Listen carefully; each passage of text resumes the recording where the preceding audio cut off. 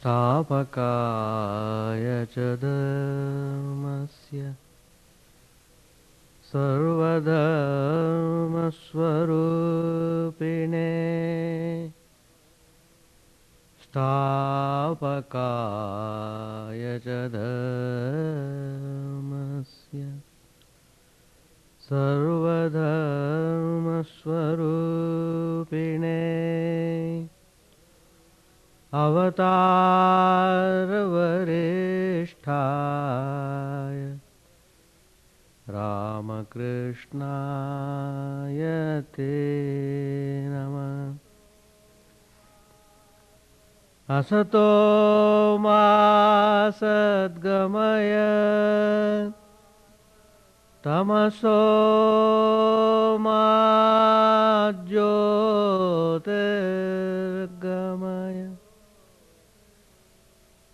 असतो मा सद्गमय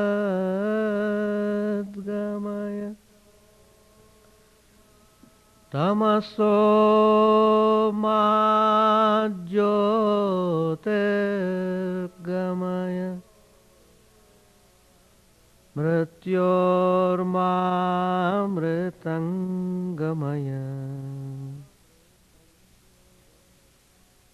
ओम शांति शांति शांति। Let us offer our salutations to Sri Ramakrishna, the embodiment of all religions in the world, the establisher of the universal religion. Let us pray to the Divine Supreme Being to lead us from the unreal to the real, to lead us from the darkness of ignorance to the light of knowledge, to lead us from death to immortality. Peace, peace, peace be unto all. Last time I had spoken on this subject, disciplining the mind. Today I am talking about the second part of the same subject.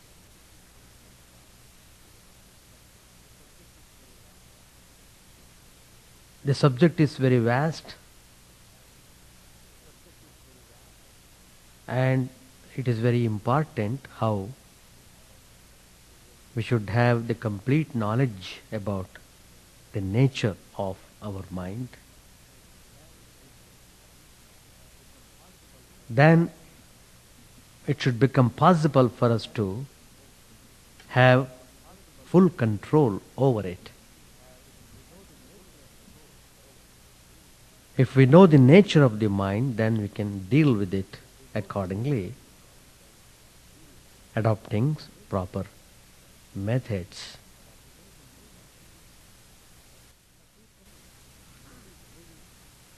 The people living practical life of spirituality have found out the real cause for our suffering is nothing but mind.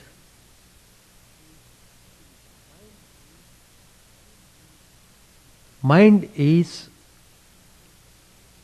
responsible to make us happy or otherwise. So we are virtually in the hands of the mind. That fact we should remember. So now we have to reverse the process. Mind should be with us, not we to be with the mind. Mind is bossing over us. Now we have to reverse the process we should pass over the mind. Mind is dominating us. We must reverse the process. We must dominate over the mind. At every step, we must assert our rulership over the mind. Then the whole scene changes. The world which is giving suffering, the same world begins to give happiness. Just by reversing the process.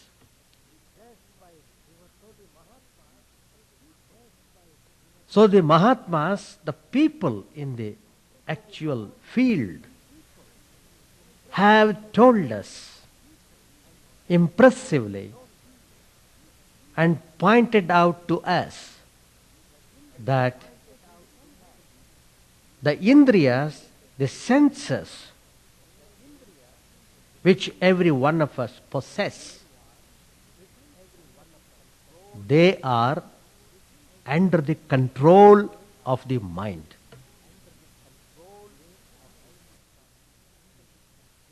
But the mind is not under anyone.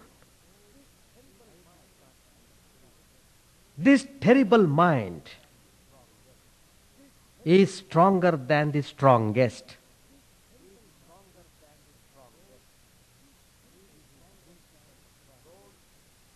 He who brings it under control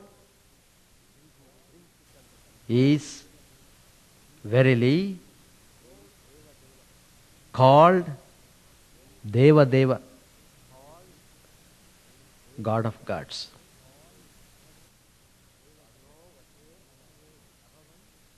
Mano vashe anyehi abhavan sma deva manashtananyasya vasham sameti bhishmo hi deva sahasas sahiyan yunjyad vashe tam sahi deva devaha.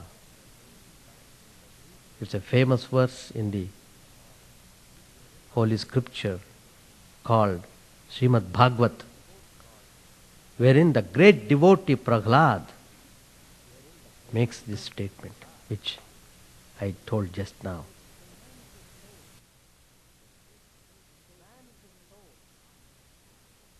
Man is a soul endowed with the mind and encased in a carnal cage.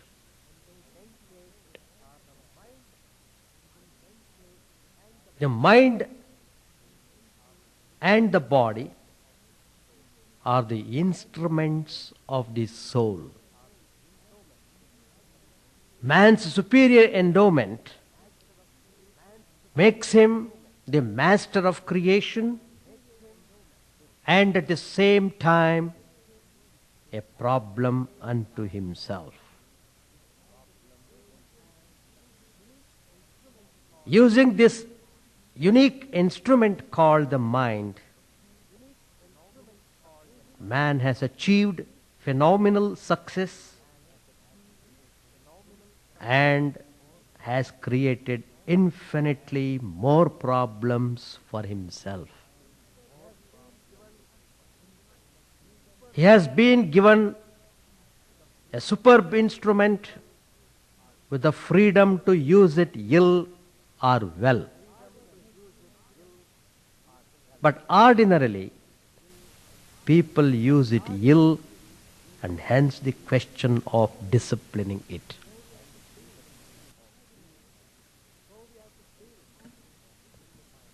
So we have to deal with the mind very firmly, very decisively.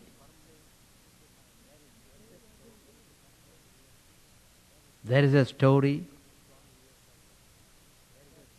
which Swami Vivekananda said in giving talks about Raj Yoga. There was a monkey. It went mad and got drunk Added to that, it was stung by a scorpion. Not only that, it was possessed by a devil. Now you can imagine the picture. How that particular animal behaves under this circumstance, under this condition. It is now in a terrible state of turbulence.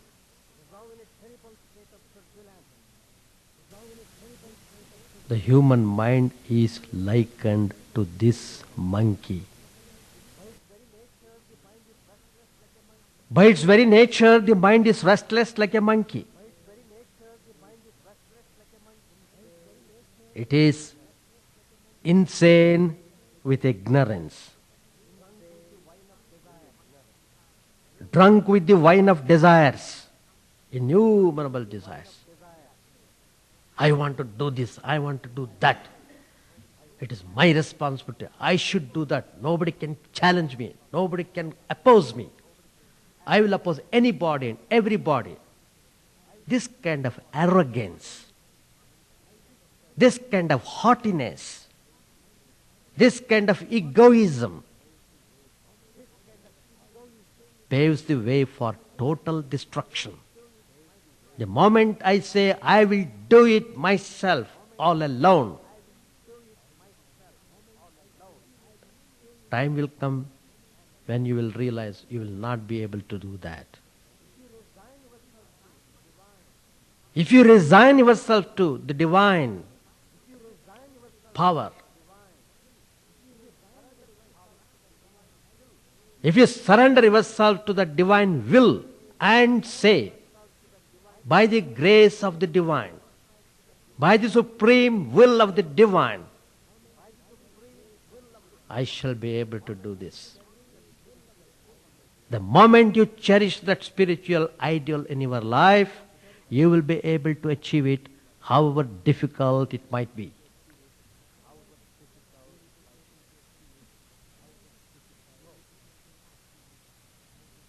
So,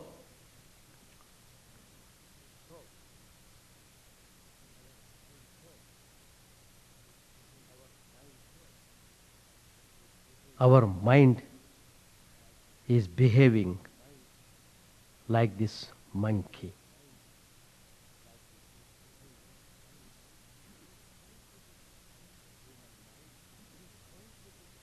The human mind, it is drunk with the wine of desires. It is stung by the scorpion of jealousy. And it is possessed by the devil of ego. No wonder. It is a Pandora's box. Try to control it, and you will find the horrible state of affairs. If you are not aware of it, you feel everything is okay. Because you are not aware of it. The moment you try to know about your own mind, then you will come to know stage by stage how it is rebellious, how it is causing untold miseries. So how to transform such a mind? How to control it? How to discipline it? That's the only way to have the real peace, the real happiness. Arjun puts a question to Lord Krishna. Oh Lord, it is very difficult to fix the mind on the yoga of same-sidedness, which you have so kindly expounded. Krishna, mind is fickle. It is violent. It is strong and turbulent. I am afraid controlling the mind is as difficult as taming the wind. Lord Krishna, the Divine Master, he is teaching Arjun the technique of living the life, the technique of practicing spirituality amidst your worldly activities, duties, responsibilities. And Arjun is putting questions and questions, getting clarifications, become thoroughly clarified. Finally, then surrenders himself totally to Shri Krishna and fights the battle and gets success. So we are fighting the life's battle against all odds, all difficulties. Let us remember Lord Krishna and his teachings. Put them into practice. Let us not allow any kind of weakness to come up and discourage us.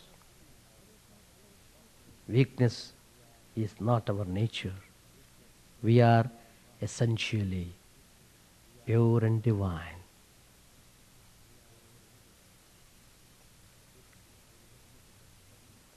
To this significant question of Arjun, Lord Krishna answered, Asamshayam Mahabaho Mano Durnigrahanchalam Abhyasena tu Kaunteya Vairagyena cha Grihyate. Fantastic verse. Every verse in the Gita is a tremendous spiritual force. Tremendous spiritual force. Now here, Lord Krishna is telling Arjun, he understands the difficulty Arjun passing through. He said, Arjun, no doubt, mind is fickle and difficult to control. Durnigraham, difficult to control. He didn't say impossible to control. No. There's difference between impossibility and difficult. Difficult to control means it is possible to control. Impossible means there is no possibility at all. So Lord Krishna admits to the extent it is difficult, I understand, but it is not impossible.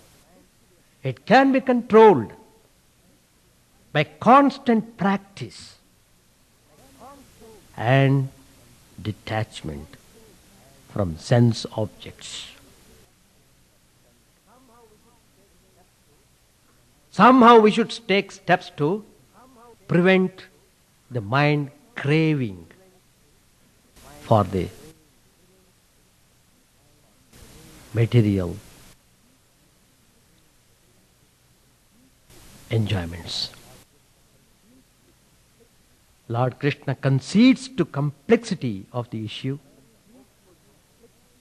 but strikes a hopeful note, a very naughty one though.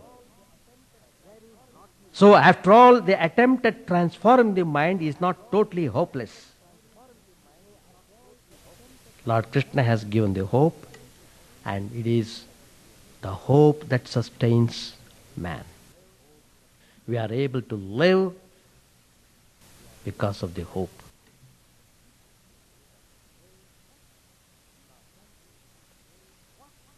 Now, what exactly the manas means? The root meaning of manas is to think. Thinking is its cognizable form. Is it material or non-material? If you think for long, it causes headache. So the mind has something to do with the brain matter. long lost memories of the remote past can be brought to the surface and experienced as happening here and now. If the bottom layers of the brain are activated by electric impulses, it can be done that way. That shows the brain has stored up every experience, and these impressions are the material basis for the working of the mind. So, the mind is material.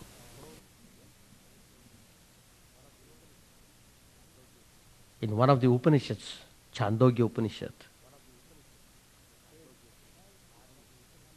the sage Aruni tells his son Shvetaketu, Annamayam hi somya manaha. My boy, the mind is formed of food. The subtle portion of the food eaten rises up and forms the mind. So it's very important what we take inside. If you take rubbish, you are paving the way for creating rubbish mind. If you take good, you are paving the way for making good. That's why we always give importance for everything if it comes to the matter of spirituality. Think of God, pray to God, offer it to God, take it as consecrated food. Tremendous effect it will have. Man has 16 parts. Then the father tells the son, now, don't eat for 15 days. But drink plenty of water. Life depends on water. If you give up drinking water, you will die.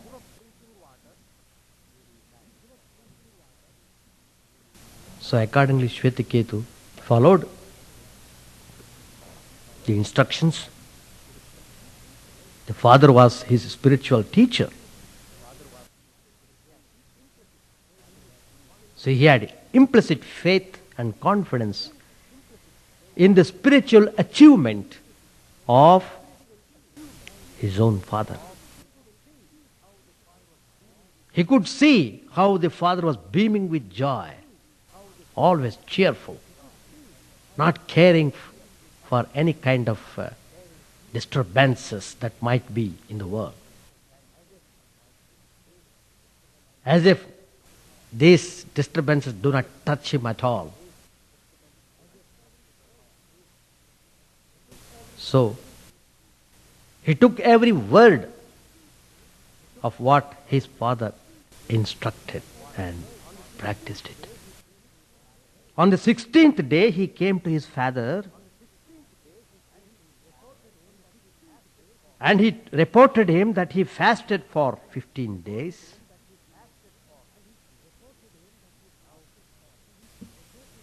And now, what his father would like to say. Now Aruni told him to repeat the rigs, that is the mantras of the Rig Veda. He asked him to repeat some of the verses of the Vedas. The boy replied. Of course, the boy had learnt all those things. But now he is telling, Father, I am trying to remember them, but they do not come to my mind. Only a small part of the mind is left. The father now told him to go and eat food. The boy took food and then again came to the father. Now he could remember whatever he was asked to repeat. So the conclusion was drawn, Annamayam hi somyamanaha. Well, my boy, the mind is a product of food.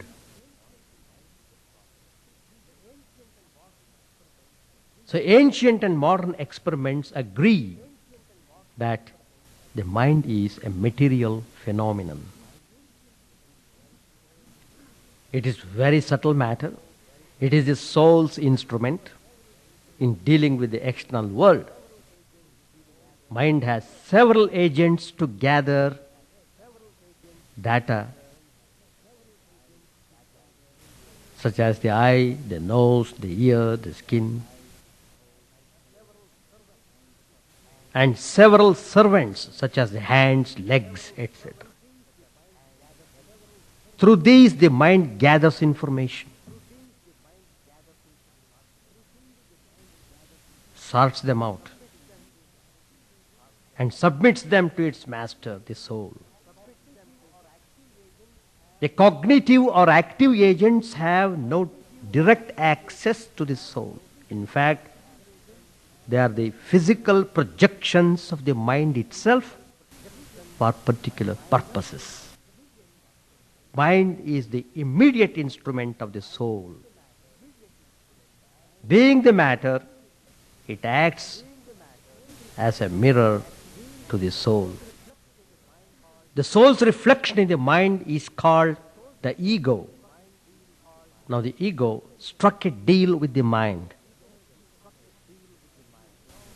The ego, it conveniently ignored his source and persuaded the mind to serve him. The mind, for its part, is very obliging to the ego. Though the mind opens inward to the soul and outward to the world, it prefers to open out, for the inward opening imposes a lot of restrictions. It has to be very restrained. Restraints are always irksome. So, it is only too willing to join hands with the ego, who is quite happy to have such an obliging comrade. Being an upstart with no status of his own, the ego is ever anxious to favor the mind, to keep the alliance going. They two together have set up the whole show called the world. This disregard of the spiritual source is the original sin for which man has to pay very heavily. And this is the tragedy we are all facing. There is a saying that the mind can make a heaven of hell and hell of heaven. How it is true. Only what it often does is to make a hell of everything. Prahlad, great devotee,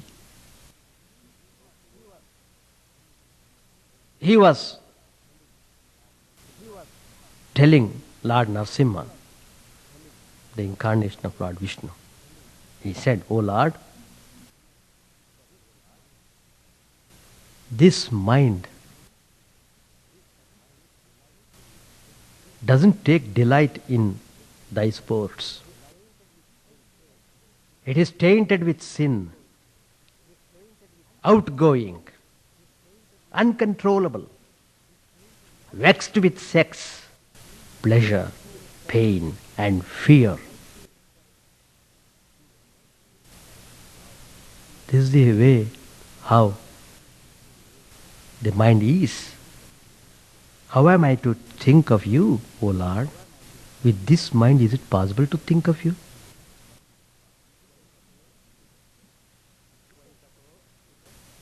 Jihvaikato achyuta vikarshati ma vitrupta. Shishnonyatastva gudaram shravanam kutaschit Granonyataschapaladhrik Kvacha karma shaktir bhakvayaha sapatnya iva gehapatim lunanti. The famous verse in Srimad Bhagavat.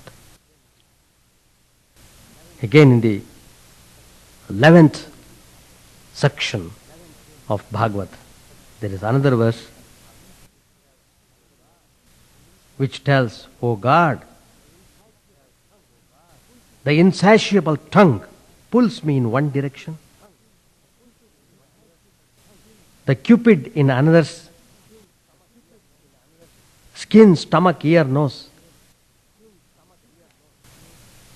the fickle eye, each pulls me in its own direction, and the hands and feet drag me in their own way. I am being torn by these. Such is the mind's power for mischief. It's a mischievous mind. Shankaracharya, he warns the spiritual aspirants in Vivek Chudamani, where he tells, Manonama Mahavyagraha Vishayaranya Bhumishu Charatyatrana Gachantu Sadhavo Ye Mumukshavaha. Beware! There is a terrible tiger called the mind, prowling about in the woods of the senses. Keep away from them. From the philosophical point of view, the whole world is a mental construct. This may sound fantastic, but a little reflection will convince us that it is not so. Every day, every one of us has an experience wherein the external world disappears. Nobody knows what happens to his world when he is in sound sleep. In the waking state, out there is a solid world.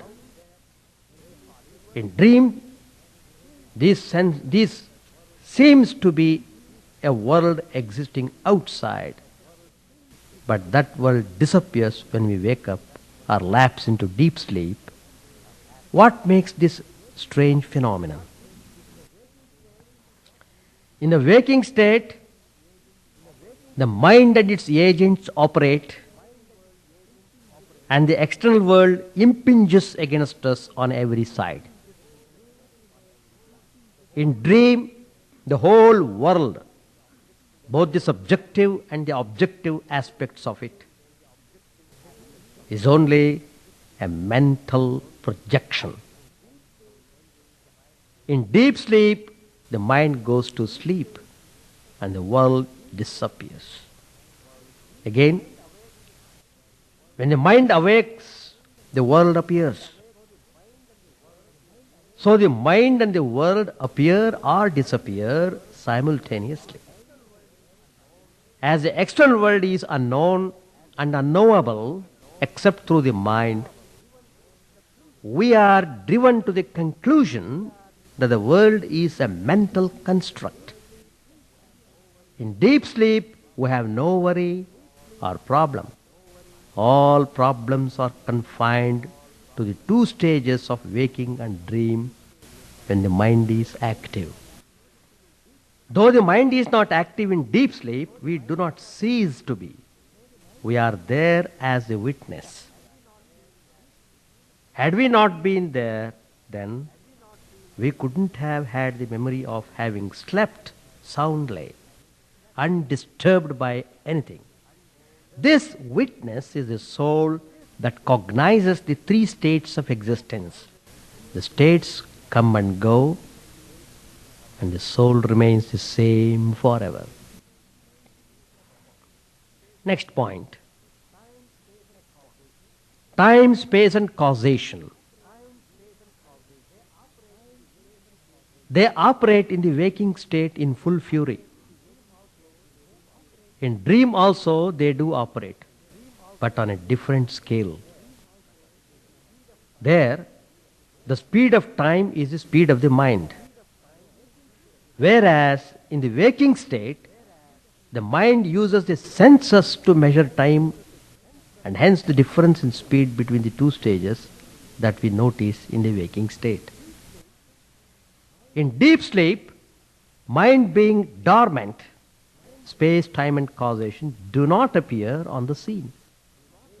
In fact, space, time and causation are the constituent factors of the mind.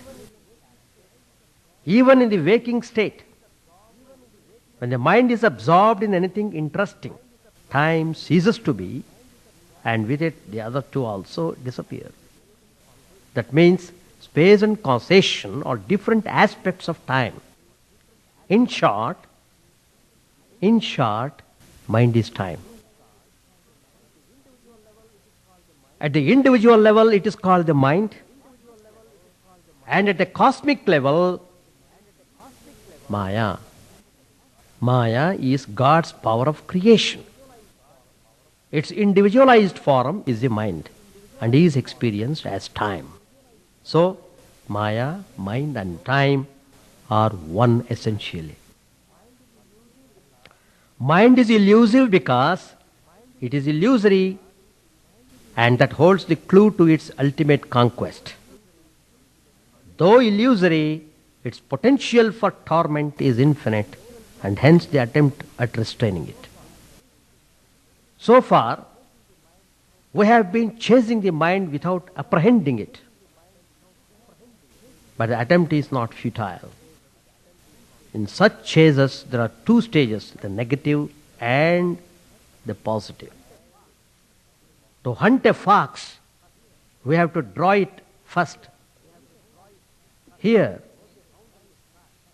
both the hound and the fox, being the mind, the game is hard. But to track it down is the first part.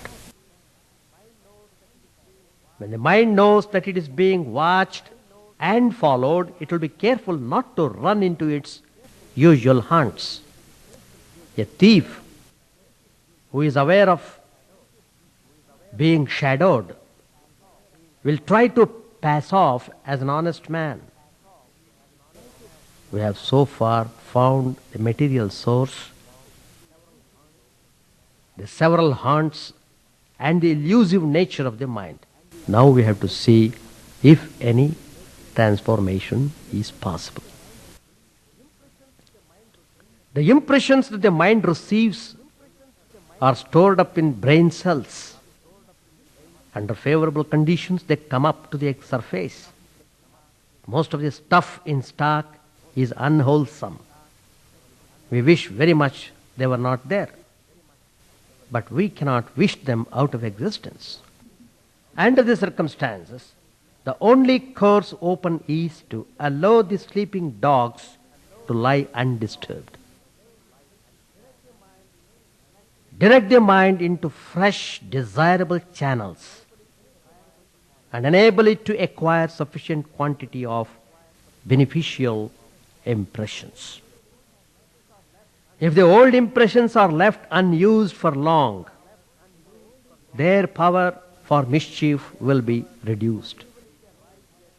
Even if they raise their head once in a way, the new arrivals will keep them under control. The mind has to be thus trained and armed with special discipline, and all our spiritual practices are aimed at that. There are so many ways of restraining the mind. What we say, direct the mind in a healthy channels. Let the mind flow in those channels. That is one way of disciplining the mind. If the channels have become rot, have become rusted, have a new channel. Let the mind flow in the new channel. So we have to create new channels so that the mind runs there. That's why we always insist upon having satsang. The beauty of satsang is this: creating new channels, healthy channels, spiritual channels as it were, so that mind is freed from all these mischievous inhibitions. In Bhagavad, again, it is given how the mind is to be controlled. Dhanam swadharmo niyamo yamascha shutancha karmani cha sadvratani sarve mano nigraha lakshanantaha paro hi yogo manasas samadhihi. Charity, duty, cleanliness, non-injury, rituals, fasts and vigils, all these are meant for controlling the mind.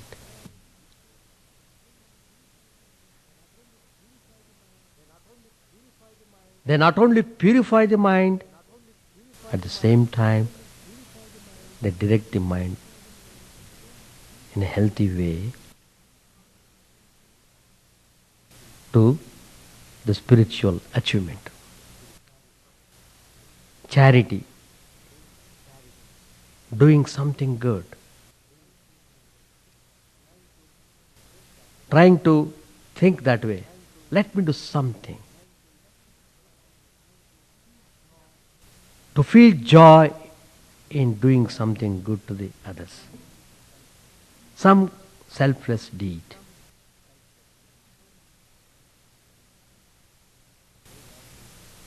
It's very natural for people to work to support themselves and their families. Perfectly all right. But if you do little for others, that paves the way for right channel. Giving food to a poor person, educating a needy one by prevailing food and shelter. All these acts purify the mind. We must also help the afflicted, but without hoping anything in return for what we have done. Then duties and responsibilities are to be carried. They should be carried on very diligently. As long as this creation lasts, duties and responsibilities will exist. But in the midst of all these, we will have to make a little time to call upon the God, otherwise we will come to grief. Mind. To train the mind. Duties are meant to train the mind. Without duties, man becomes irresponsible. There is not so much danger if one can hold on to God. It is very necessary to remember Him.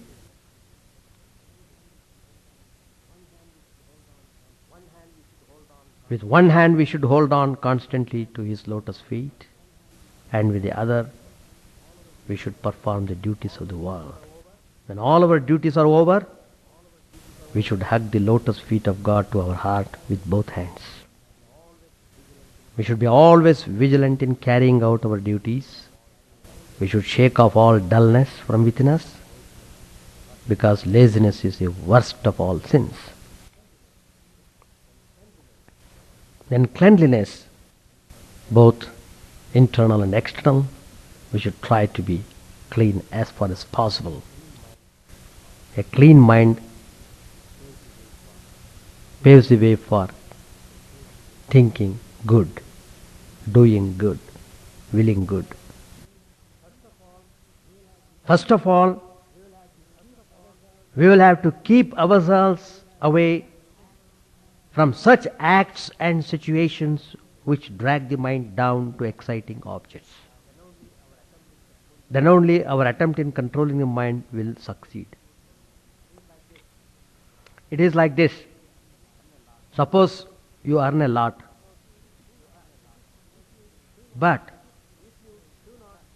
if you do not desist from borrowing more, how can you hope to build up fortune? Patanjali Maharshi has propounded a course of discipline especially aimed at the control of the mind. At present, the mind is scattered into waves. The waves have to be stilled. When the mind is still, the soul will shine in its own glory. The Ashtanga Yoga, a system with 8 limbs, starts with physical and moral purifications and go on to posture, control of breath, turning away from external objects, meditation, contemplation and absorption in the spirit. It is a lifelong process to be practiced under the guidance of a teacher adapted in that practice. To the common man, much of it is impracticable. Once they begin to read all these things, oh Swamiji, we are householders. The burden of carrying the family is upon us all the 24 hours. Even if we go and associate with holy people, that heavy weight always is terrible for us. So, how can we practice them even though it's all true? Do we have any other safer and more practicable course? They want easy method, easy way. It's true. Not that everybody should follow the same method, even though he is not capable of doing it. But there are ways, infinite ways are there. Hope. Let us keep up our hope always. Hope sustains the life. In dealing with the mind, a direct confrontation may be counterproductive.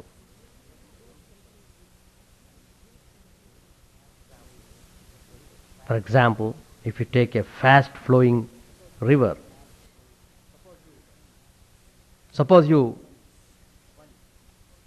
build a bund straight across. The speed of the running river is so high, it bursts the bund, it breaks the banks. You can't control the river that way. Instead, if proper channels are made upstream, the water can be directed to the desired destination and utilized for working turbines or irrigating fields. Similarly, the mind is to be dealt with. We should direct it to lofty and attractive objects. Feed it with divine stories, the divine glories of the Supreme Lord. Make it chant the glories of God. Repeat the verses, hymns on God. Give it a charming divine form to dwell upon. Engage it in acts of charity, selfless activity. We should keep the mind thus engaged in healthy occupations. When these are continued for a considerable time, it will be ready to withdraw from the world outside and look within.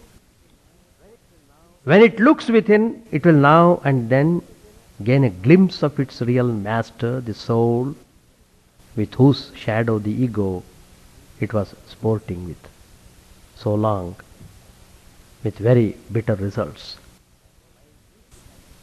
As the mind continues to contemplate the luminous soul, it loses its turbulence and is at peace. It is no more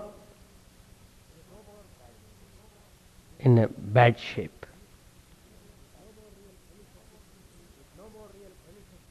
It no more relishes the company of its earlier associates. It is fed up with all sorts of things. No more of the world. No more, no more, no more. Enough of it. I have got enough of it. I have got bitter experience of this world. It is happy and peaceful in contemplating the spirit within. Thereafter, the mind is an obedient and helpful instrument of the spirit.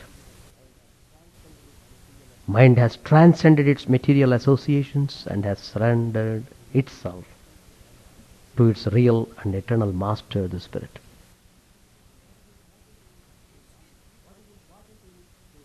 What is important is to keep the mind engaged in healthy activities. Always we must try to see whether we are aware of the divine power in us. We must never forget that. Never do acts contrary to the glory of God. Anything that is considered bad must certainly be stopped. We have to build up life on the principles of truthfulness, non-injury, friendliness, compassion. These are the foundations. We should think of these more and more. Try to do positively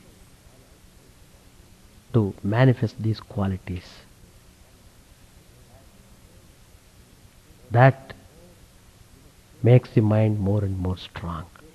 The more we must take active interest in doing good activities. Active interest. We must involve the mind more and more in spiritual activities. Prayers, meditation, bhajans, reading, discussing. Like that. Practical steps. Of course, we must be sincere in our pursuit.